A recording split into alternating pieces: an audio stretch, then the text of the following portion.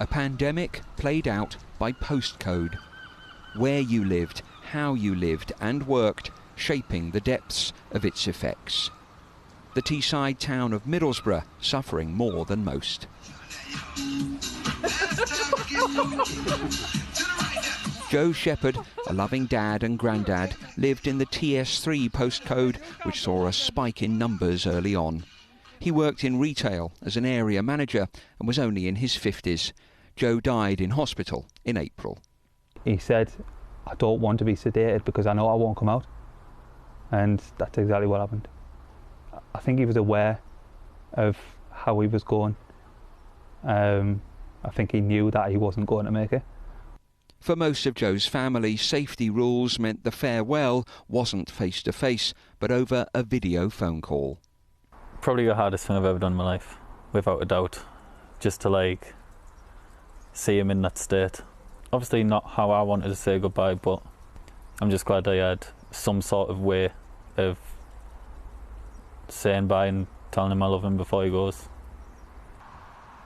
Only weeks before the virus took hold here, a health review found life expectancy in parts of Teesside was in reverse and highlighted a north-south divide of health inequality for our poorest towns that doctors then saw amplified.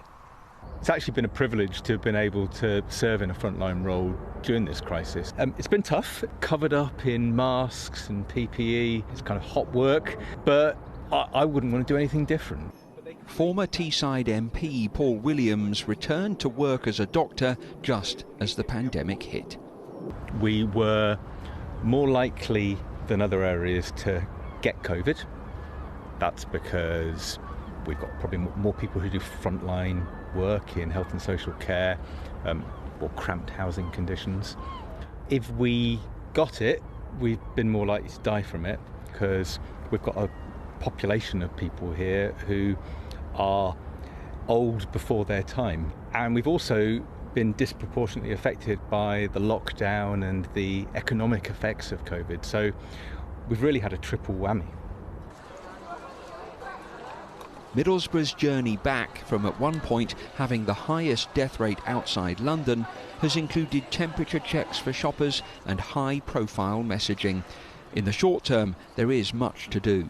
We're looking at all of the settings in Middlesbrough, rating them in terms of their perceived risk and working with the factory owner or the house of multiple occupancy owner or whoever it might be to make sure that we keep the numbers low and lower than they are now so that we can really get the town back on its feet. The council is now branding face masks with its Up the Borough message of community spirit. Doctors here in the northeast say the long-term need is to address the community gaps highlighted by the pandemic. The coronavirus has shone a spotlight on health inequalities.